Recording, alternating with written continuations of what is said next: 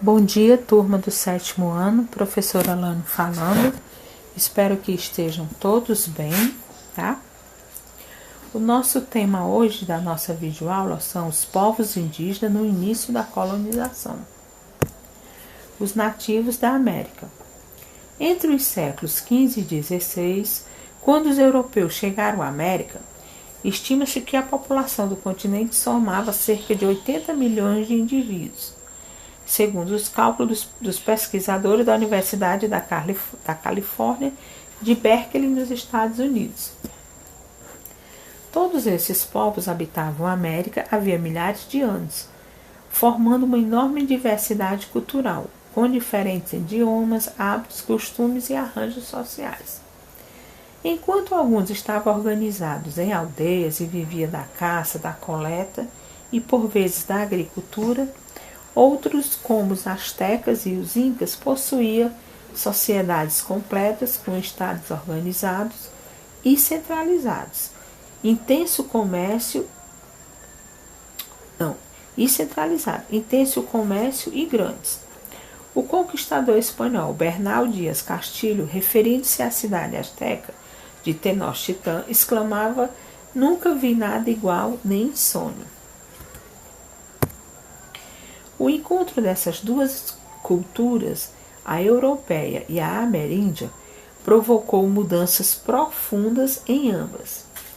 Para os europeus, as dimensões do mundo conhecido se ampliaram com o encontro, por exemplo, de espécies desconhecidas, da flora e da fauna, com a ampliação do comércio em volume e fluxo, com o deslocamento para o Oceano Atlântico de muitas das relações sociais que ocorriam no mar Mediterrâneo.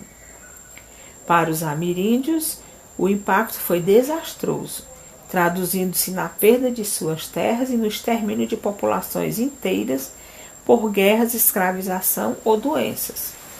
Como resultado, cerca de 150 anos depois, a chegada de Colombo, a população nativa estava reduzida a 3,5 milhões de habitantes.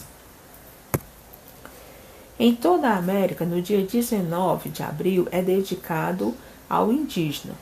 Tudo começou em 1940, quando se realizou no México o primeiro Congresso Indígena Interamericano, com a presença do representante de diversos países do continente. O encontro tinha por objetivo discutir a situação dos povos nativos da América, que também foram chamados para o Congresso, mas em primeiro momento se recusaram a participar, desconfiados das intenções dos congressistas. Pouco depois, porém, os povos indígenas reavaliaram essa estratégia, julgando que comparecer ao encontro podia ser importante para a luta por seus direitos. A data de 19 de abril assim passou a ser dedicada aos indígenas e às suas lutas em todo o continente. No Brasil, em 1943, o então presidente Getúlio Vargas assinou um decreto instituindo a data. Nascia assim o Dia do Índio. A relação com a natureza. A relação dos povos americanos com a natureza obedecia a critérios diferentes daqueles dos europeus, assim como o jeito de entender a vida e o ser humano. Para os portugueses e os espanhóis prevaleciam nessas relações atitudes de dominação, subjugação, incorporação e exploração predatória da natureza. Para esses europeus que buscavam vantagens e lucros por meio do comércio, a natureza era algo a ser dominado através da ação transformadora do trabalho, mesmo que isso quebrasse a harmonia entre os seres humanos e o meio ambiente. A relação com os recursos naturais era quase apenas mercantil, econômica e predatória. Para muitos povos americanos, ao contrário, a vida seguia ritmos cíclicos ditados pela natureza. Distantes de pensar os recursos naturais como mercadoria, eles se viam integrados à natureza como parte de um todo maior. A natureza não devia ser submetida à ação do ser humano, mas este devia incorporar-se a ela. A religião, os mitos, os rituais, enfim, todas as dimensões da vida só adquiriam sentido se integradas à natureza. Não é à toa, para muitos desses povos era comum cultuar o sol, a lua, as estrelas. Tudo adquiriria sentido através dos mitos. Esse era o caso dos povos que viviam no atual território do Brasil. Essa visão de mundo perceptivo em diversos mitos resistiu em grande parte à conquista europeia e ainda hoje continua a marcar o modo de viver e de pensar de vários grupos indígenas. O confronto entre visões diferentes da vida e da natureza, sem dúvida, é um dos aspectos que explica a destruição ocorrida na América após a chegada dos europeus. Sumiram ao longo desse convívio povos, mitos, rituais, valores, concepções de vida, a própria natureza. A palavra indígena. Você vai ler a seguir o trecho de um discurso feito por um cacique Seattle nos Estados Unidos em 1854. Ele respondia então ao presidente do país, Franklin Pierce, ou como ele dizia, o grande chefe de Washington. Naquela ocasião, o governo dos Estados Unidos tentava convencer os povos indígenas a vender suas terras para serem ocupadas por imigrantes, e principalmente europeus, que chegavam em grande número ao país. O governo garantia compensar e instalar os povos indígenas em reservas localizadas ao norte do país, junto ao Canadá. Considerado um dos discursos mais bonitos e significativos em relação à natureza, a Carta do Cacique Seattle é uma lição de amor à vida que se mantém atual até os dias de hoje. No momento em que a população mundial começa a tomar consciência dos efeitos negativos de uma visão utilitarista e predatória do meio ambiente.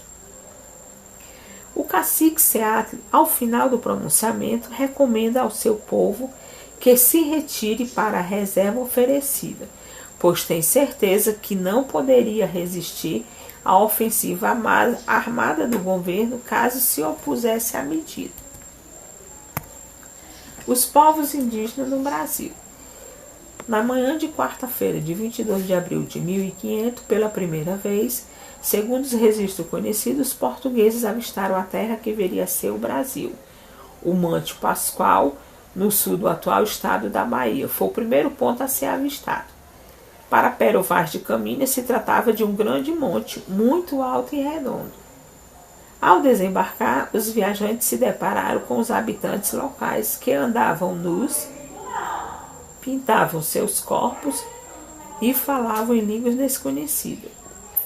Tinham, em resumo, tradições e hábitos bem distintos dos europeus, mas, apesar disso, construíram aparentemente impressões iniciais positivas dos nativos.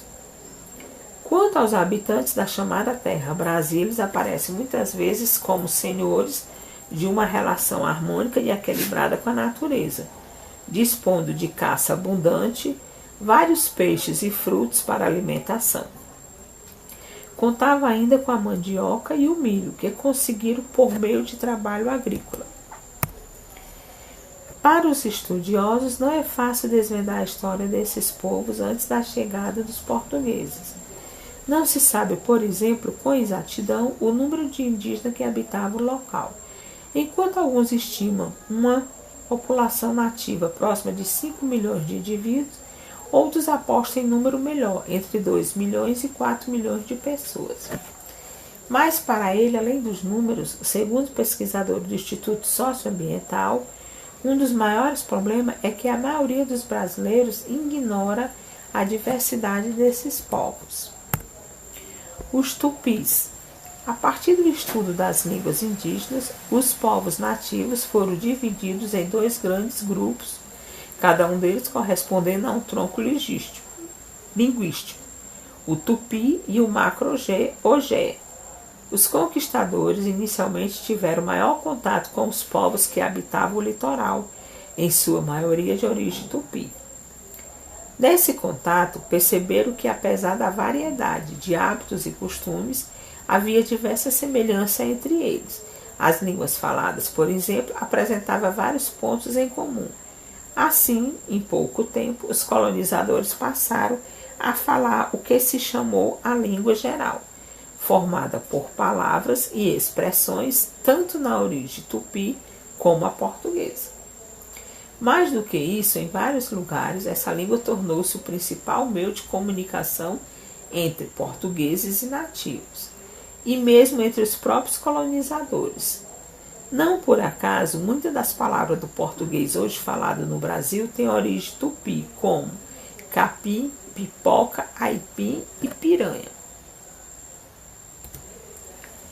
A diversidade de povos tupis que habitavam a área litorânea era enorme.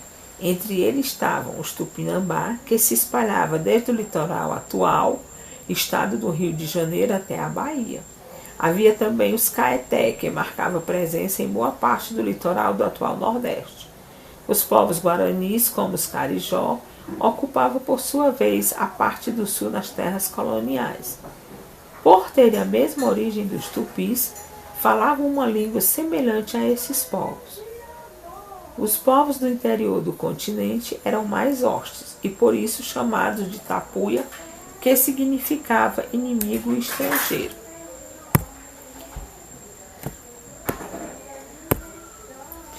Nativos, jeito de viver e pensar. Grande parte das informações que hoje se sabe sobre os povos indígenas daquele tempo se relaciona aos tupis, devido ao fato de seus hábitos e costumes terem sido os mais registrados pelos europeus em crônicas de viajantes, relatos de religiosos, desenhos, gravuras e pinturas. Por meio desse registro, sabe-se que, por exemplo, que diante da necessidade de encontrar melhores terras para caçar, pescar ou coletar, os povos indígenas mudavam suas aldeias de lugar. Existiam inclusive mitos que justificavam essa migração, como o da chamada Terra Sem Mal, uma espécie de paraíso que os tupis sempre estavam à procura, e onde ficavam os seus ancestrais com seus alimentos, em abundância.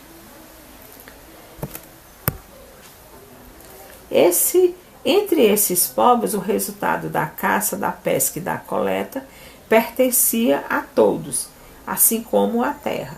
Eles não dispunham de nenhuma forma de escrita e nem usavam metais. Os principais gêneros cultivados por alguns grupos eram a mandioca, o milho, o feijão e a batata doce. A divisão do trabalho ocorria conforme o sexo. As mulheres realizavam tarefas como plantar, colher, coletar frutos, fabricar cestos e potes de barro, preparar farinha de mandioca e cuidar das crianças. Os homens, por sua vez, caçavam, pescavam, preparavam o solo para o plantio, guerreavam e produziam armas como lança, arcos e flechas. Também eram responsáveis pela produção de canoas e cocais. Os bebês costumavam ser amamentados por mais de um ano e nesse período as mães não se separavam deles nem para trabalhar, levando sempre junto ao corpo. As crianças não eram castigadas fisicamente, mas educadas por meio de exemplo. A moradia em vários grupos era as malocas, uma espécie de cabana comunitária a reunir várias famílias. Cada maloca era comandada por um chefe chamado Morubixaba. As aldeias também tinham seus chefes. Eles se tornaram líderes da maloca ou da aldeia. Por serem grandes guerreiros, capazes de capturar muitos inimigos e de ter diversas esposas, filhos e parentes. O poder da liderança dos chefes estava distante de ser absoluto. As principais decisões eram tomadas por um conselho de homens mais velhos.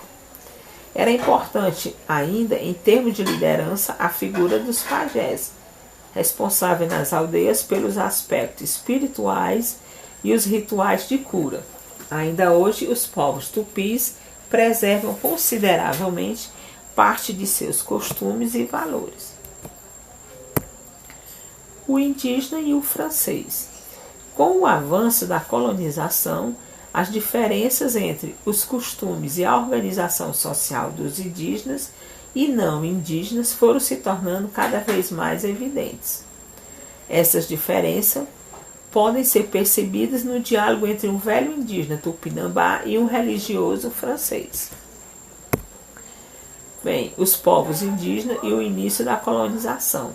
Capítulo 9, páginas 166 a 176, resolver os exercícios propostos no final da videoaula. Então vamos lá. Primeira questão. Explique como ficou dividido os povos nativos. Segunda.